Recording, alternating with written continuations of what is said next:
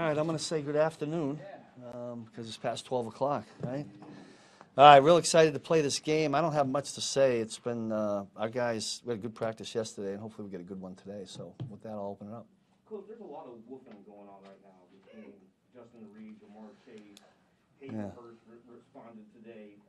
How much do you encourage that or discourage that? Never talked about. I let that Coach Reed handle that. I wasn't even aware of it until they just told me in the hallway there. So I don't know how to get on it. I mean, I'm not lying. I don't know how to read it or do it. So, but if there are guys in the building that know how to read it, I'll let them address it. There's also been some talk this week about Joe Cullen and his impact on the defensive line room. Yeah. I guess you can talk about that. Yeah, I can. Yeah. What has he brought to the table? Now, listen, I've known Joe a long time. I think we talked about this. We go way back. We're both from the Boston area, New England, talk the same. If you talk to Joe, he has the same kind of accent. I don't know whose is worse. He's been out of that area for a long time, too. I never lost mine. But Joe's been great, along with Terry Braden, assists Joe. And I think between both those guys and how the players have responded to him, you know, every coach that comes in and coaches a unit brings a different flair. You know, nobody does it the exact same way. And so I'm glad that the big guys have responded to it, and hopefully we can keep cranking away and playing good football. Has it led to more mismatches along the line, and maybe that's why you guys are just you've exceeded the sack total already with 6 games to play. Yeah. I'm just kind of curious about why do you think that is? Well, Chris is having a heck of a year, number one, and you're talking about the sacks. If I'm not mistaken, early in the year, a lot of the sacks were from linebackers, DBs, you know. So I would credit all of those guys for that. But we're talking about the D-line and Joe's impact and Terry's, and I think that's valid. When we've had 4-man rushes and the way they listen, pass rushes 80% want, in my opinion. And when those guys want to get there, and with these quarterbacks that can get in and out of trouble, we're facing another one that is, I think, one of the best at everything, including his scrambling ability.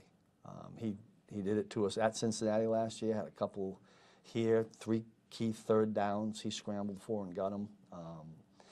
We got to have our best game with that group, certainly. Steve, you moved L'Jarius outside a couple of weeks ago in L.A. Can you go into the thinking of why that was? Yeah, I got to go back to that game plan. I think Mike Williams was playing at the time. It was a little bit of a matchup thing. A little different with this team because you got 3 of them. I only have 1 LJ. Yeah, you can't get. But that's what that thinking was. And then he tweaked that ankle and was out of the game again. I think we got back to normal, right? How valuable has he been? I mean, not just over the past 4 years, but specifically this year. It seems like he's taking another step forward. Yeah, listen, LJ to me is one of our premier players. I mean, we talk a lot about Chris, we talk about Nick, but you know, LJ, you throw him right in there. We got one at every level that's playing extremely well, and LJ is certainly one of those guys. He's so versatile. You know, you move him inside, move him out. We've had him back at safety in years past here, so we're glad we got him. Yeah. Coach, you were just talking about Joe Burrow, saying that he's the biggest threat in your opinion would probably be the fact that his scrambling ability. Well, I'm talking about the whole package. But when we were talking about the D line, you know, I just factor in that we're dealing with another quarterback that can get. We don't have. It's not a statue. I mean, he's big and he's strong and he can throw the football, but it's not a statue by any means. He has a unique ability. What did Joe say? Whether it was slither away or he's sneaky or whatever. And he's really good at protecting the football. This is one of the teams that have the fewest turnovers or fumbles in the NFL, and he's one of the reasons because he's really smart in the pocket with the football and how he maneuvers.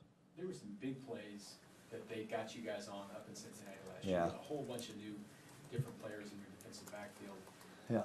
What has been the difference this year for you guys not maybe giving up as many of those really explosive plays for touchdowns? Yeah, well, I think Dave and Donald do a good job back there with those guys. We've been cognizant of that. We talk about explosive passes every week. Last week was one of the first a few games where we did not have a pass play over 20. I think we had a couple other games like that.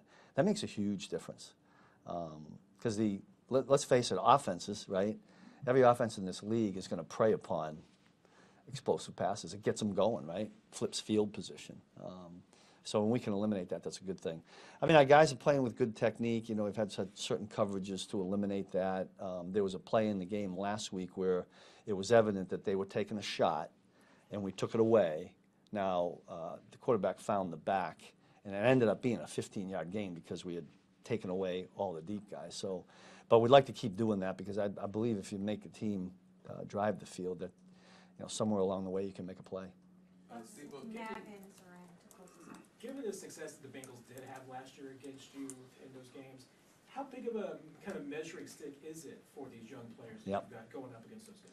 I haven't talked about it yet, but I plan to on Saturday night. I mean, this is a real test to find out where we're at.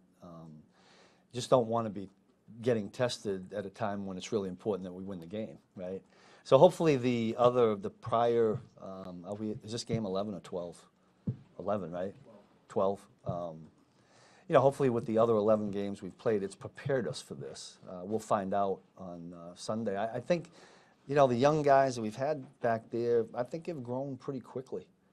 Trent having not played a lot of games to this point, but I don't see him bat an eyelash on the sideline. Josh certainly hasn't. I mean, Jalen's dealing with that hand right now, and I thought Brian Cook did a nice job going in for Warren last week.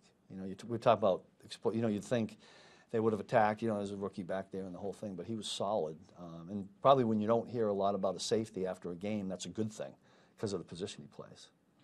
Coach, I know you get a lot of numbers and everything put in front of you. There was a number in a story today about you guys have like the worst QBR, one of the new ratings, when you don't get to the quarterback. Now, it said you get to and pressure the quarterback a lot, so it minimizes that. But is that something you do, whether it's that stat or some other stat? Do you have something you look at, and can you be too reliant on a pass rush? I don't think you could ever be too reliant on it because, I think it goes hand in hand, right, the pass rush and the coverage. But the QBR, we get that, right? To me, the thing that from our standpoint, that affects the QBR rating the best is to intercept the football because that's when the QBR rating comes down. We haven't had a lot of those. We've got to find our way to – but I don't remember – you guys can help me. I don't remember that we've dropped a lot.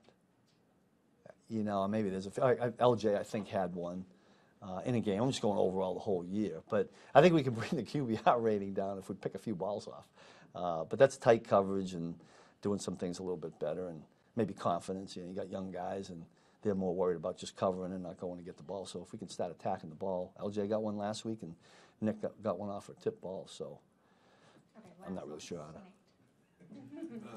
Steve, the versatility of having Chris go from inside to outside and then Mike Dana going outside to inside, just how much do you think that has played to the success of the last few weeks? Listen, we've always liked to move Chris around. Some of that's over on the sideline, and Chris, where do you want to go this next time? And he tries to find somebody.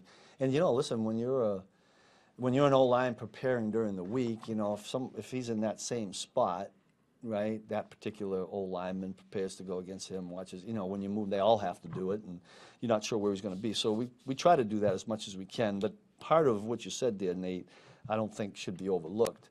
The fact that Mike can do what he does is huge. Because if you didn't have that, you might have to keep Chris in a certain spot. So the versatility of both those guys is helpful. Keep doing it. Okay? Yeah. Thank you.